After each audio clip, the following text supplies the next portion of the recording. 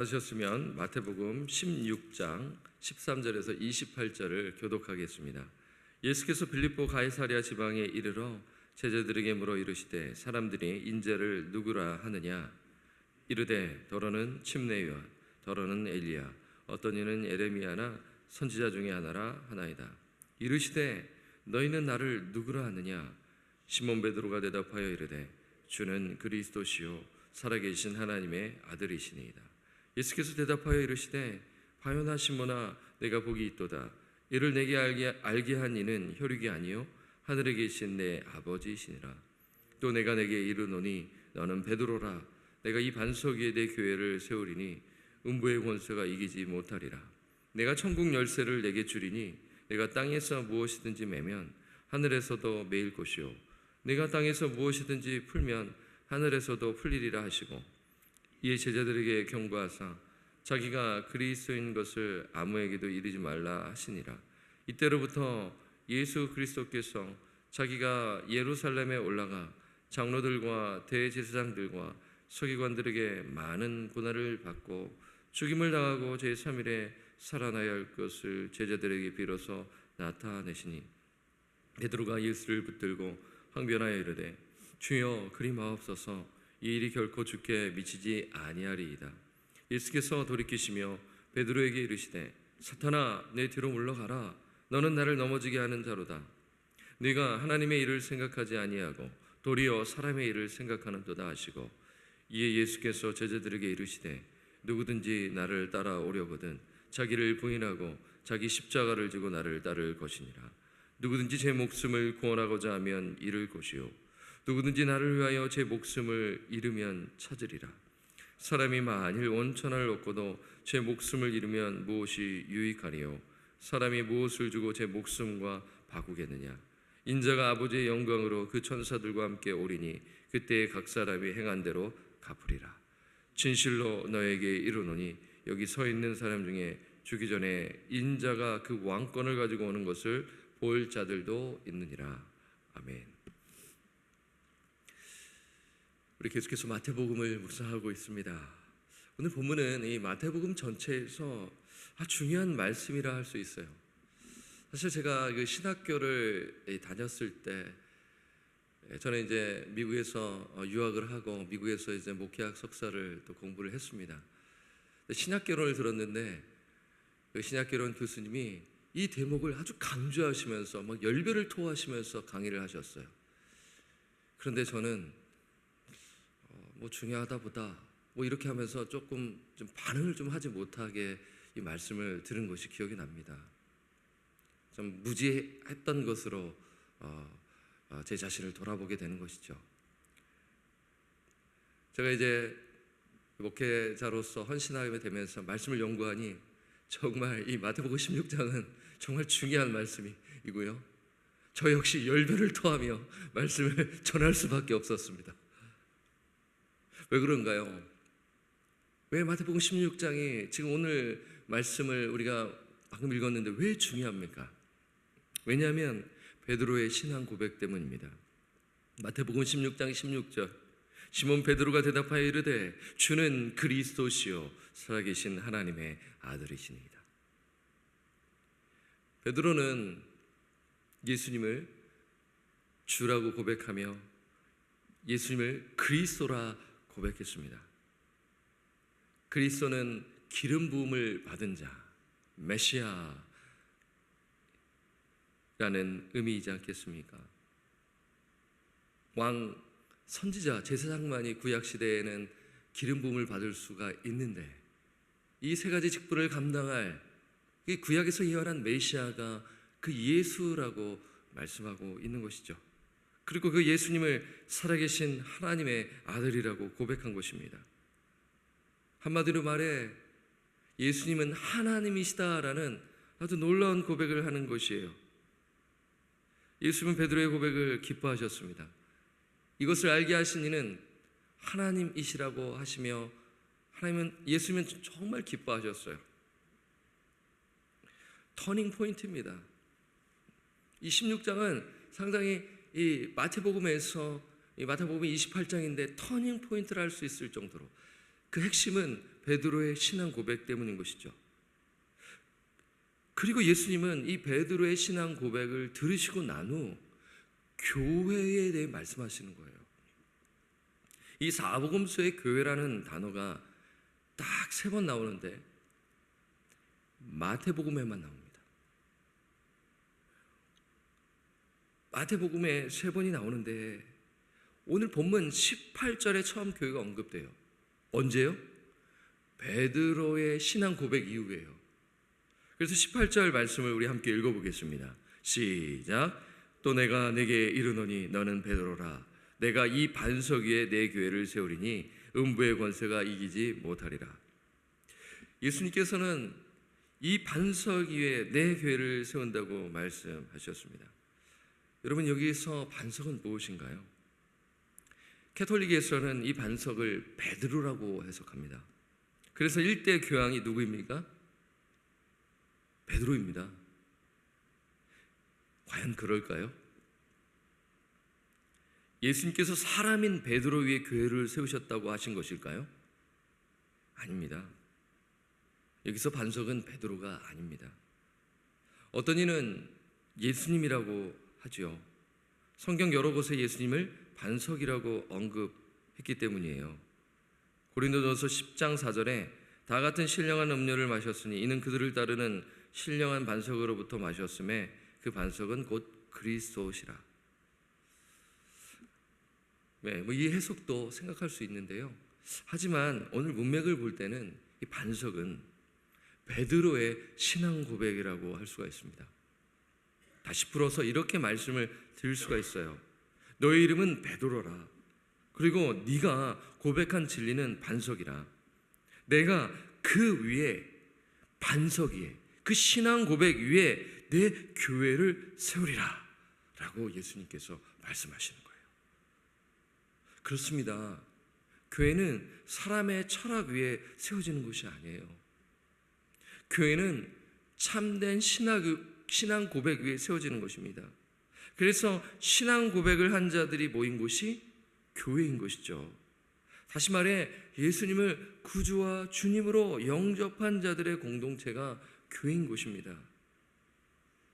여러분 잘 아실 것입니다. 이 예수님의 말씀이, 예수님의 그 예언이 성취됩니다. 사도행전 2장을 보면 오순절 성령 강림 사건이 발생하죠.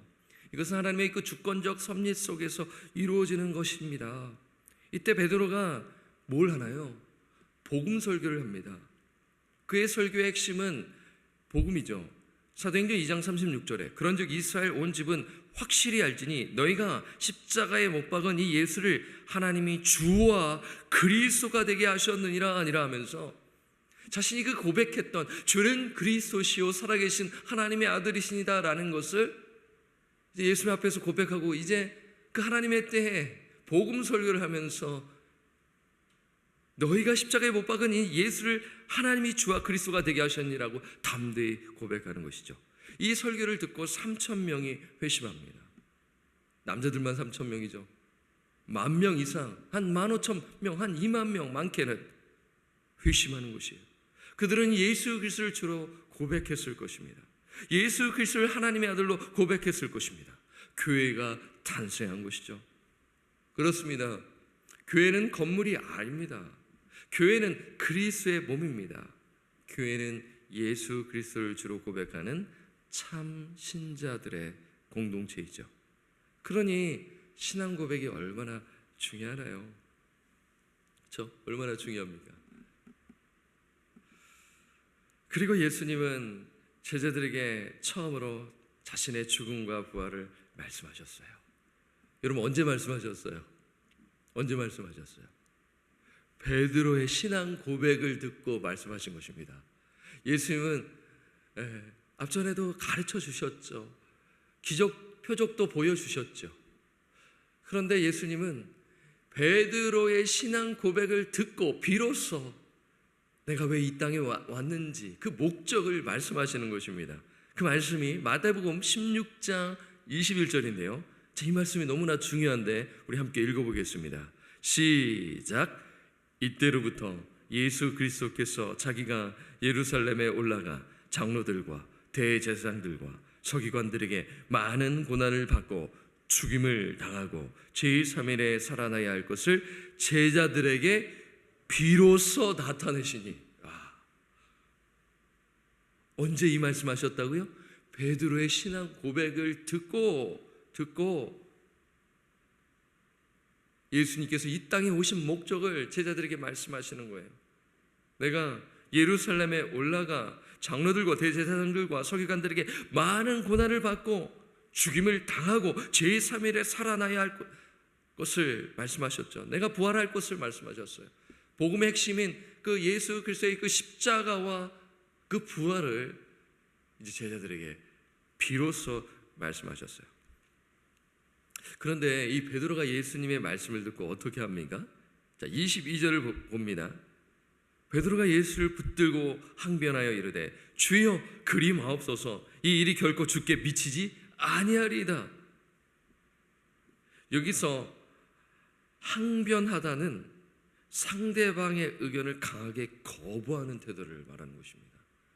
되게 강한 어조이죠. 쉽게 말해 베드로는 예수님이 생각을 고쳐야 한다라고 말하는 것입니다. 아니, 어떻게 메시아가 어떻게 고난을 당합니까? 어떻게 메시아가 죽을 수 있습니까? 이 베드로가 이 온전히 하나님의 계획을 이해하지 못함을 알 수가 있는 것이죠. 자, 베드로의 말을 들은 예수님은 어떻게 말씀하시나요? 23절을 제가 읽겠습니다. 예수께서 돌이키시며 베드로에게 이르시되 사탄아, 내 뒤로 물러가라. 너는 나를 넘어지게 하는 자로다. 내가 하나님의 일을 생각하지 아니하고 도리어 사람의 일을 생각하는도다 하시고. 베드로는 신앙 고백하고 예수님의 칭찬을 받았습니다. 귀한 고백입니다. 예수님께서 칭찬하셨어요. 하지만 지금 방금 베드로가 예수님께 한 말씀, 항변하면서 한 말씀은 어떻게 예수님이 말씀하시나요? 하나님의 일을 생각하지 않는다. 그러며 예수님으로부터 책망을 받죠. 베드로는 하나님의 계획을 알지 못했어요. 우리도 이 말씀을 묵상하면 베드로처럼 살 때가 있죠. 오늘 이 새벽을 깨우신 우리 성도님들, 놀라운 고백을, 신앙 고백을 하셨으리라 저는 믿습니다. 정말 예수 그리스도를 구주와 주님으로 영접하고 그 주님으로 영접하고 이 그리스도의 몸을 이루며 이 교회를 섬기고 계시잖아요. 그런데 이러한 놀라운 고백을 했지만 하나님의 일보다 사람의 일을 생각할 때가 있는 것이에요. 때로는 하나님의 뜻보다 사람의 뜻을 생각할 때가 있는 것입니다. 내 일이 먼저, 내 것이 먼저, 이러한 모습을 나타낼 때가 있어요. 그래서 우리에게 예수님의 가르침이 필요한 것이죠. 성령님의 도우심이 필요한 것이죠. 보혜사 성령님께서 진리의 말씀을 가르쳐 주시는 것입니다. 내가 다 안다고, 이 말씀을 내가 안다고 생각하지만 내가 몰랐구나. 내가 하나님을 안다고 했지만 경험을 이 부분에서 내가 못했구나. 내가 순종하지 못했구나 라면서 회개하면서 주님을 더 닮아가며 겸손하게 납작 엎드리며 살아가지 않습니까? 그래서 주님 다시 오시는 그날까지, 그리고 우리의 삶이 마칠 때까지 우리는 계속해서 어떻게 합니까? 주의 가르침을 배워야 한다라는 것이죠. 말씀을 들어야 합니다. 말씀을 읽어야 합니다. 말씀을 연구해야 합니다. 말씀을 암송해야 됩니다. 그리고 묵상해야 하는 것이죠. 그러면 우리 주님이 때로는 칭찬도 해주시지만 때로는 책망도 하시면서 우리를 주님의 길로 인도해 주시는 것이죠. 오늘 본문을 보면 예수님은 인내하면서 제자들을 가르치시는 것입니다. 그 핵심 중에 하나가 16장 24절입니다. 오늘 본문이 참 긴데 저는 좀 포커스를 좀 맞춰서 중요한 말씀을 이렇게 나누도록 할게요. 24절이 너무나 중요하기 때문에 사실 우리 KM 청년부 수련회를 이제 3월 20에서 22일에 가는데 이 주제가 Follow Jesus입니다. Follow me, 예수님을 따르라. 예수님의 제자로 살아가기 하면서 이제 2박 3일간 수련회가 있을 예정인데요. 제가 이제 이 본문을 24절을 주제 구절로 삼고 우리 청년들과 함께 이제 수련을 가게 되는 것이죠. 오늘 이 말씀을 우리 성도님들과 나눠서 너무나 감사합니다. 24절 정말 중요한 말씀인데요. 우리 함께 읽어보겠습니다. 시작. 이에 예수께서 제자들에게 이르시되 누구든지 나를 따라오려거든 자기를 부인하고 자기 십자가를 지고 나를 따를 것이니라. 아멘. 24절에 예수님이 말씀하시죠. 제자들에게 말씀하세요. 누구든지 나를 따라오려거든. 여기서 따라오려거든, 따름은 제자로의 부르심입니다. 제자로의 부르심이에요. 이 메시지는 예수님을 따른다고 하는 제자들에게 지금 포커스에서 말씀하고 있어요. 1차적으로는요. 그렇죠? 그리고 오늘 우리에게 예수 그리스도를 구주와 주님으로 영접한 우리에게도 동일하게 말씀하시는 것이죠. 그러면서 세 가지를 명령하시는 것입니다. 첫째, 자기를 부인하라. 여기서 자기는 자아를 말하는 것이죠. 자아를 부인하라. 부인한다라는 것은 자신을 부정하다, 거절하다, 금하다입니다. 포기하다입니다. 물론 부인한다고 해서 자기 자신을 학대하거나 자존감을 내려뜨리는 것은 아니에요. 오해하지 마세요. 그러면 자기를 부인한다는 것은 자신을 미워한다라는 측면에서 보게 되면 이해할 수가 있는데, 마르틴 루터가 1517년에 독일 비텐베르트 성당문에 95개조 반박문을 붙였어요. 그러면서 종교개혁을 시작했는데, 이 반박문의 넷째 항목은 그리스도를 따르려면 자신을 미워하지 않으면 안 된다는 내용입니다. 이 말은 마르틴 루터의 말이 아니에요. 누가복음 14장 26절에 이렇게 말씀하죠. 무릇 내게 오는 자가 자기 부모와 처자와 형제와 자매와 더욱이 자기 목숨까지 미워하지 아니하면 능히 내 제자가 되지 못하고, 이렇게 말씀하세요. 사랑하는 성도 여러분, 오늘날 인기 있는 메시지는 이런 메시지예요. 자기 자신을 사랑하라고 해요. 자신을 존중하라. 이게 긍정적 메시지입니다. 일부 맞는 말이라고 할 수 있어요. 그러나 이 메시지가 이게 심화되고 이것이 맞다고 생각하는 순간 어떻게 되냐면 내 중심이 되고 결국 내가 주인 되는 것이죠. 결국 그 우상 숭배는 다름이 아니라 자아를 숭배하는 것입니다. 나조차도 의지해서는 안 된다라는 것을 말씀해요. 나를 부인한다는 것은 내가 주인이 아니라 하나님이 주인이라는 고백인 것입니다. 나를 부인하는 것은 하나님의 주권을 인정하라는 의미가 담겨져 있는 것입니다. 둘째, 자기 십자가를 지라는 것이죠. 어떤 의미입니까? 십자가는 폭력적이고 고통스러운 처형 도구입니다. 십자가는 모두가 부끄러워하는 것이었어요. 십자가 지는 것을 한번 상상해 보세요. 당시 십자가형을 받는 자는 자기 십자가를 지고 남이 지어지는 것이 아니에요. 자기가 그 십자가를 지고 십자가형을 받는 장소까지 가야 하는 것입니다. 즉 십자가를 지는 것은 고난을 받으라는 것입니다. 예수와 복음을 위해 고난을 받으라는 것입니다. 그러니까 예수님을 진정으로 따르면 고난이 있다라는 것입니다. 세 번째 명령은 예수님을 따르라입니다. 여기서 나를 따른다라는 동사가 현재형인데요. 계속해서 예수님을 따르라입니다.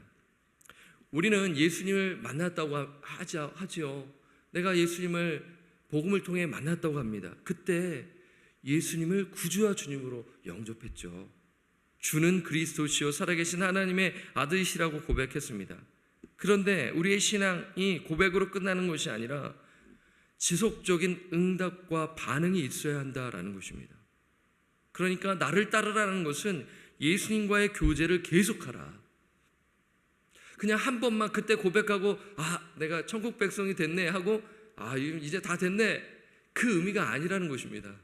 그것은 시작이고 계속해서 주님을 따른다, 그것이 예수님이 말씀하시는 오늘 이 말씀입니다. 삶의 습관을 말하는 것이죠. 지속적인 결단을 말하는 것입니다. 이것이 예수님을 따르는 것입니다. 오늘 예수님이 저와 여러분에게 말씀하세요. Follow me, follow Jesus. 즉 제자의 길, 십자가의 길을 걸으라고 말씀하고 있어요. 이것이 참된 제자도입니다. 말씀을 이제 맺겠습니다. 제가 이제 어저께 우리 청년사역 예배를 마치고 이제 새가족 환영회도 하고 우리 청년부 자체 내에서 그러면서 우리 청년 한 명에게 이 말씀을 이제 나누었어요. 메이크업을 좀 해주었거든요. 새가족반. 근데 그 청년이 아주 솔직하게 얘기를 해주더라고요. 아직 잘 모르겠다고. 근데 그걸 제가 알면서도 이 복음을 아주 풀리 1시간 동안 아주 쉽게 전했어요. 근데 아직 잘 모르겠다고 하는 것입니다. 기도하는 것이죠. 무슨 역사가 있어야 됩니까? 성령의 역사가 필요한 것입니다. 하나님의 역사가 필요한 것이에요. 오늘 이 십자가의 길, 제자의 길은 그 한 영혼을 붙들고, 어떻게 보면 지금 예수님은 제자들에게 말씀하셨지만 어떻게 보면 지금 대표로 해서 베드로에게 말씀하시잖아요. 그렇죠? 그 영혼을 사랑하시면서 어떻게 될지 아시면서 그러면서 전체 제자들에게 또 말씀하시는 것으로 또 보아 정말 그 영혼 한 명 한 명을 예수님께서 붙드시면서 나가는 것을 볼 때 저 역시 그렇게 해야 한다라는 것을 깨닫게 된 것이죠. 그것을 또 알면서 나아가는 것이죠. 그 영혼이 정말 성령의 역사로 말미암아 주는 그리스도시요 살아계신 하나님의 아들이신다.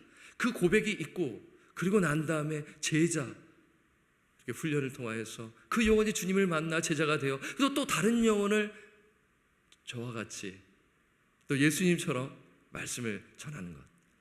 저는 이것을 위해 기도하는 것이죠. 사랑하는 성도 여러분, 여러분은 어떻습니까? 여러분은 무엇을 향해 달려가고 계십니까? 무엇을 위해 지금 열심히 애를 쓰고 계십니까? 오늘 예수님께서 하신 이 말씀에 귀를 기울이시고 그 한 영혼을 붙들며 기도하시고 복음을 전하며 그 제자의 길을 걸어가셨으면 참 좋겠습니다.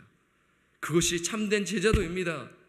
거창한 것이 아닙니다. 그 한 영혼을 붙들고 기도하고 그 영혼에게 정말 복음을 전하면서 그러면 주님께서 얼마나 기뻐하실까요?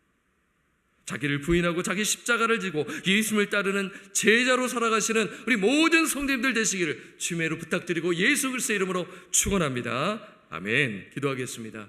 하나님, 오늘 귀한 말씀을 나누었습니다. 이 마태복음에서 아주 중요한 터닝 포인트를 할 수 있는 이 베드로의 신앙 고백을 가지고 오늘 말씀을 나누었습니다.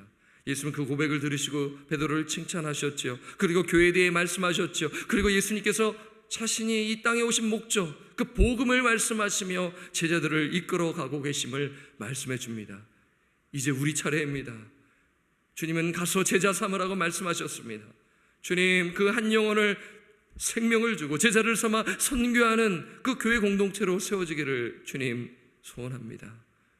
우리가 이 길을 위하여 걸어가고 있는지를 돌아보게 하시고 혹시 주님이 기뻐하시지 않는 길을 가고 있다면 내 뜻대로 내 일, 사람의 일을 생각하고 있다면 그것을 내려놓고 하나님의 일, 하나님의 뜻, 하나님의 계획을 따라 하나님을 기쁘시게 하는 자기를 부인하고 자기 십자가를 지고 그리고 예수 그리스도를 따르는 제자로 살아가도록 인도하여 주옵소서. 우리 구주 예수 그리스도 이름으로 기도드립니다. 아멘. 하늘에 계신 우리 아버지여, 이름이 거룩히 여김을 받으시오며 나라가 임하시오며 뜻이 하늘에서 이루어진 것 같이 땅에서도 이루어지이다. 오늘 우리에게 일용할 양식을 주시옵고 우리가 우리에게 죄 지은 자를 사하여 준 것 같이 우리 죄를 사하여 주시옵고 우리를 시험에 들게 하지 마시옵고 다만 악에서 구하시옵소서. 나라와 권세와 영광이 아버지께 영원히 있사옵나이다. 아멘. 기도의 자리로 나아가시도록 하겠습니다.